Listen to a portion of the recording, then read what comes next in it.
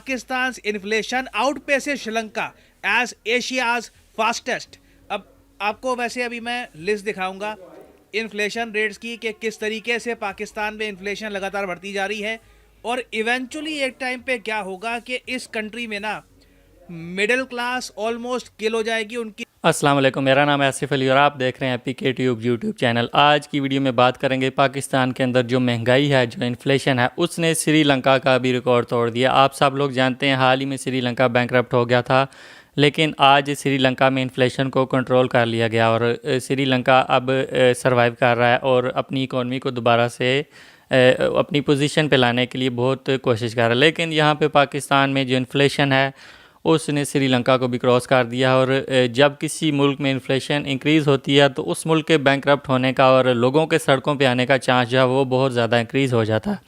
तो यहाँ पे इमरान खान की एक चलती हुई हुकूमत को हटा के एक PDM इत्तेहाद जिसमें मुख्तलिफ़ पार्टियाँ हैं उनको मुसल्लत किया गया और आज पाकिस्तान का ये हाल है कि पाकिस्तान का जो मिडिल क्लास लोग हैं वो आज इन्फ्लेशन से उनका बुरा हाल है और खाने पीने की चीज़ें तक अफोर्ड करना लोगों के लिए बहुत ज़्यादा मुश्किल हो रहा है।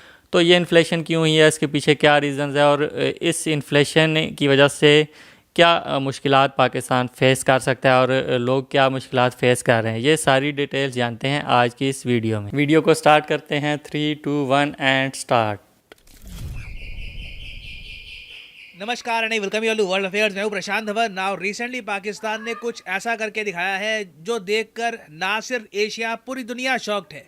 इस पर रिसेंटली बहुत आर्टिकल पब्लिश हुए, आपने देखा होगा न्यूज़पेपर के फ्रंट पेज पर इस पर आर्टिकल पब्लिश हुए और बहुत से रिपोर्ट्स पब्लिश हुई। ये तक लिखा गया व्हाट ए ट्रेजेडी, क्योंकि यही सेंटेंस आप इस्तेमाल करोगे बिकॉज हुआ यहाँ पर क्या है कि श्रीलंका एक ऐसा देश जो अपने कर्जों पर डिफॉल्ट कर चुका है, जिसको आज के समय कोई उधार देने को तैयार नहीं है। इंडिया, US, ऑस्ट्रेलिया, जापान, हम सब कोशिश कर रहे हैं कि श्रीलंका की इकोनॉमी को कैसे ना कैसे करके हेल्प करे, वापस इस कंट्री की इकोनॉमी को रिकवर करने में हेल्प करे। ऐसे कंट्री की जो इन्फ्लेशन थी ना, उसको भी पाकिस्तान ने बीट कर दिया है। ये काफ़ी शॉकिंग है। मैथमेटिकली किसी को समझ नहीं आ रहा कि ये पाकिस्तान ने अकॉम्प्लिश किया कैसे है।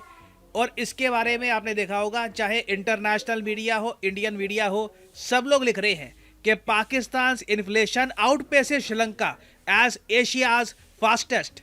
अब आपको वैसे अभी मैं लिस्ट दिखाऊंगा इन्फ्लेशन रेट्स की कि किस तरीके से पाकिस्तान में इन्फ्लेशन लगातार बढ़ती जा रही है और इवेंचुअली एक टाइम पे क्या होगा कि इस कंट्री में ना मिडिल क्लास ऑलमोस्ट किल हो जाएगी। उनकी जो भी सेविंग्स हैं कुछ उसकी इतनी वैल्यू बचेगी नहीं और फिर उसके बाद एक बहुत ही बड़ा इकोनॉमिक कोलैप्स भी आ सकता है। डिस्कस करते हैं इस टॉपिक को, मगर सबसे पहले ना मैं आपको दिखाता हूं कि इन्फ्लेशन रेट अभी चल क्या रहे हैं कंट्रीज के हिसाब से। इंडिया में क्या रेट चल रहा है अभी। नाउ यहाँ पे आप लोग देख पाओगे एशिया की जो कंट्रीज हैं इनके इन्फ्लेशन रेट क्या चल रहे हैं। नाउ अगैन यहाँ पे मैं मेंशन कर दूं, इन्फ्लेशन रेट कम होना एक देश की आबादी के लिए बहुत ही इंपॉर्टेंट होता है। मैं ये भी नहीं कह रहा कि बिल्कुल जीरो के आसपास रखो, थोड़ी बहुत इन्फ्लेशन चाहिए भी होती है ताकि कंपनीज भी बेनिफिट कर पाएँ, जॉब्स भी क्रिएट हो।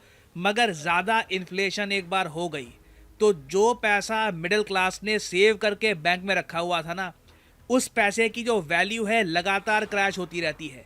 कई देश है, एक देखो पैटर्न नोटिस किया गया है over the years failed countries में कि कंप्लीट कोलैप्स से पहले लगातार 3-4 साल ना वहाँ पर इन्फ्लेशन बहुत हाई रहती है, मिडिल क्लास की सेविंग बिल्कुल ज़ीरो हो जाती है, तब जाके लोग सड़कों पे आते हैं और फिर एक कंप्लीट कोलैप्स होता है कंट्री का। ये पैटर्न नोटिस किया गया है over the years in many countries. चाहे आप यूगोस्लाविया में भी देख लो, इन्फ्लेशन रेट बहुत ज़्यादा हाई था लंबे समय तक। तो अभी वैसे अगर हम एशिया में देखें तो चाइना में इन्फ्लेशन रेट 1% से भी कम हो चुका है। चाइना में वैसे मैं आपको ये बता दूँ, इन्फ्लेशन रेट ये लोग प्रॉपरली कंट्रोल करके रखते हैं क्योंकि ये करना आसान भी रहता है। सरकार के पास कंट्रोल बहुत ज़्यादा होता है, सरकार मार्केट्स, प्रोडक्शन वगैरह सब कुछ ऐसे कंट्रोल करती है, इवन कंजम्पशन के दुकानों में बिकेगा क्या क्या नहीं बिकेगा, कि ये लोग इन्फ्लेशन प्रॉपरली मैनेज कर लेते हैं। चाइना की कम्युनिस्ट पार्टी ने अपनी टॉप प्रायोरिटी बना रखी है कि अपने देश में इन्फ्लेशन नहीं बढ़ने देनी, क्योंकि जिस दिन इन्फ्लेशन बहुत ज़्यादा बढ़ जाएगी,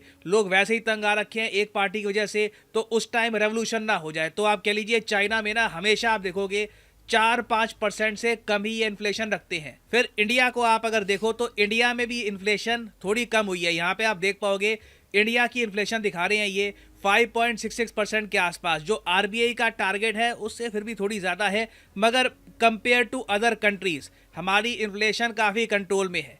नाउ इंडिया से आगे आप अगर जाओगे तो आप देखोगे बांग्लादेश ऑलमोस्ट 10% की इन्फ्लेशन, मंगोलिया 12% की इन्फ्लेशन। फिर यहाँ पे आपको डेंजर कंट्रीज दिखेंगे जिनकी इन्फ्लेशन 30% से भी बहुत हाई है।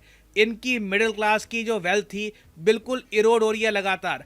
प्राइसेस हर चीज़ के, सब्जी के, आटे के, हर चीज़ के प्राइसेस लगातार बढ़ रहे हैं। और यहाँ पे आप देख पाओगे श्रीलंका में पहले इन्फ्लेशन थी 50% के आसपास, इन्होंने इन्फ्लेशन कंट्रोल करके इसको 35% कर दिया। पाकिस्तान की इन्फ्लेशन 35% थी, ये इन्फ्लेशन सडन स्पाइक की वजह से अब 36.4% तक जा चुकी है। हालांकि यहाँ पर मैं ये कहूँगा कि एशिया में सबसे ज़्यादा खराब इन्फ्लेशन लेबनान की है। जी हाँ, लेबनान इजराइल के नॉर्थ में जो देश है वो भी बिल्कुल कोलैप्स के करीब है। मैं यहाँ पर यह कहूँगा उल्टा पाकिस्तान से कई गुना ज़्यादा खतरा कोलैप्स का लेबनान पे है। बट पाकिस्तान जिस ट्रैजेक्टरी में जा रहा है, जिस ग्रुप में ये लोग जा रहे हैं ना, इवेंचुअली आप देखोगे लोग यहाँ पर सड़कों पे आ जाएंगे, क्योंकि इन दी एंड जब बात आती है सर्वाइवल की, खाने की, तो लोग एस्टैब्लिशमेंट से लड़ना स्टार्ट कर देते हैं। नाउ इन्फ्लेशन का देखिए एक बहुत ही डायरेक्ट इम्पैक्ट आता है एक देश की करेंसी पर। ये बहुत ही सिंपल सा मैं आपको एक इकोनॉमिक सिद्धांत दिखा रहा हूँ। Inflation reduces the value of currency over time.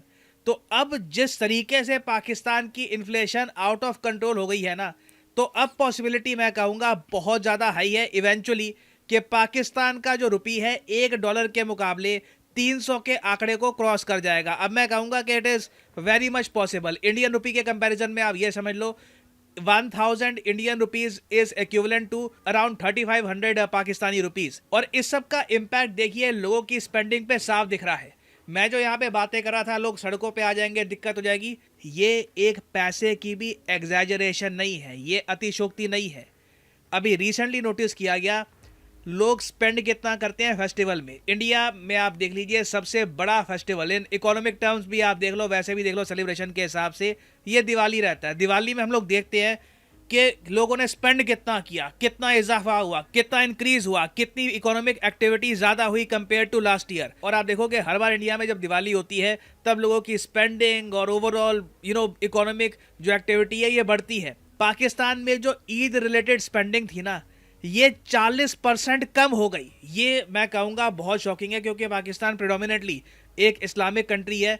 तो यहाँ पे लोग ईद सेलिब्रेट करते हैं, लोग बाहर निकलते हैं, परचेजेस करते हैं, बट कंपैरिजन में आप देख लीजिए लोग 40% कम खर्च रहे थे। क्यों?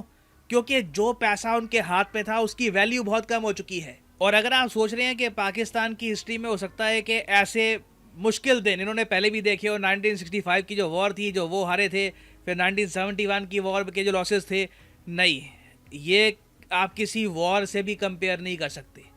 पाकिस्तान के साथ आज के समय जो हो रहा है, जो सड़कों पे जो न्यूज़ आ रही है, वहाँ पर लोग जिस तरीके से खाने के लिए लड़ रहे हैं, ऑफ कोर्स मैं यहाँ पर बड़े शहरों की बात नहीं कर रहा, जो पाकिस्तान के रूरल एरिया है प्रेडोमिनेटली मैं उनकी बात कर रहा हूँ।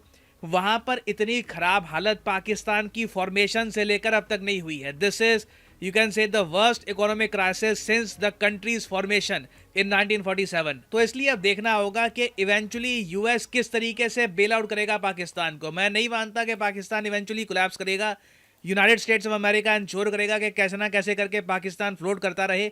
बट ये देखना बहुत ही इंटरेस्टिंग होगा कि इतनी हाई इन्फ्लेशन को इनकी जनता, इनके लोग कब तक एक्सेप्ट करेंगे। जी, तो ये था आज का वीडियो। जैसा कि आपने देखा इस रिपोर्ट के मुताबिक पाकिस्तान में जो इस वक्त इन्फ्लेशन है, महंगाई है, वो 36% को क्रॉस कर चुकी है। और पाकिस्तान की तारीख की सबसे बुरी जो इकोनॉमिक हालत है पाकिस्तान की इस वक्त हो चुकी है। पाकिस्तान की जो इकोनॉमी है बुरी तरह से ब्लीड कर रही है। और पाकिस्तान का जो रुपया है डॉलर के मुकाबले में तेज़ी से उसकी वैल्यू है जो डाउन होती जा रही है। यहाँ पे प्रेडिक्शन की जा रही है कि पाकिस्तान का जो रुपया है अनकरीब 300 को क्रॉस कर जाएगा। $1 जो है वो 300 रुपये से भी ज़्यादा क्रॉस कर जाएगा। और पूरी दुनिया में जो मुल्क कोलैप्स हुए हैं उनका एक पैटर्न देखा गया है कि जिस मुल्क में इन्फ्लेशन 2-3-4 साल लगातार इंक्रीज़ होती रहती है वो कोलैप्स करता है। रिसेंटली श्रीलंका यहाँ पे कोलैप्स कर गया। इसी तरह से ईरान, लेबनान और दूसरे जो कंट्रीज़ हैं वहाँ पे जो इन्फ्लेशन रेट है वो बहुत ज़्यादा हाई है। इस वजह से ये मुल्क जो हैं वो कोलैप्स कर गए थे और अभी भी कोलैप्स कुछ मुल्क करने वाले हैं। और अगर देखा जाए पाकिस्तान के हमसाया ममालिक बांग्लादेश में इन्फ्लेशन 9 to 10% है, भारत में इन्फ्लेशन 5 to 6% है, जबकि पाकिस्तान में इन्फ्लेशन 40% के राउंड अबाउट है और अगर डाटा को देखा जाए तो 36% शो हो रहा है। तो ये बहुत अलार्मिंग सिचुएशन है। यहाँ पे इमरान खान की हुकूमत थी, 6% से पाकिस्तान ग्रोथ कर रहा था, इन्फ्लेशन रेट जो था वो 10 से 15% था, 10-15% था, लेकिन आज इन्फ्लेशन रेट 40% को भी क्रॉस कर गया। और मिडिल क्लास जो लोग हैं और लोअर मिडिल क्लास, उनकी जो इनकम है, जो सेविंग है बैंक्स में, वो तेज़ी से ख़त्म होती जा रही है। और इस रिपोर्ट के मुताबिक अगर ये सूरत हाल इसी तरह से रही और डॉलर को कंट्रोल ना किया गया और अमेरिका ने या IMF ने पाकिस्तान को हेल्प ना किया और कोई बेल आउट पैकेज ना दिया, तो यहाँ पे लोग सड़कों पे आ सकते हैं और श्रीलंका की तरह यहाँ पे बैंकरप्सी जो है पाकिस्तान के सर पे लटक रही है। तो आप क्या सोचते हैं, क्या रीज़न्स है कि आज 75 साल बाद पाकिस्तान के हालात इस लेवल पे आ गए हैं, जबकि दूसरी तरफ जो हमारे हमसाय मुल्क हैं, भारत, बांग्लादेश, और बांग्लादेश हमसे अलग हुआ था, लेकिन आज बांग्लादेश में इन्फ्लेशन 10% है। बांग्लादेश की इकॉनमी हमसे बहुत ज़्यादा आगे है, उनके फ़ॉरेन रिज़र्व बहुत ज़्यादा आगे हैं, जबकि पाकिस्तान के पास सिर्फ 1 महीने के फ़ॉरेन रिज़र्व बचे हैं और $4 बिलियन के राउंड अबाउट पाकिस्तान के पास फ़ॉरेन रिज़र्व बचे हैं। तो क्या रीज़न है, कौन लोग रिस्पॉन्सिबल हैं और किस तरह से पाकिस्तान को भी बांग्लादेश की तरह तरक्की की राह पे गामज़न किया जा सकता है? अपनी राय से मुझे कमेंट्स में आगाह करें। वीडियो अच्छी लगी तो लाइक करें। मिलते हैं नेक्स्ट वीडियो में। अल्लाह हाफिज़।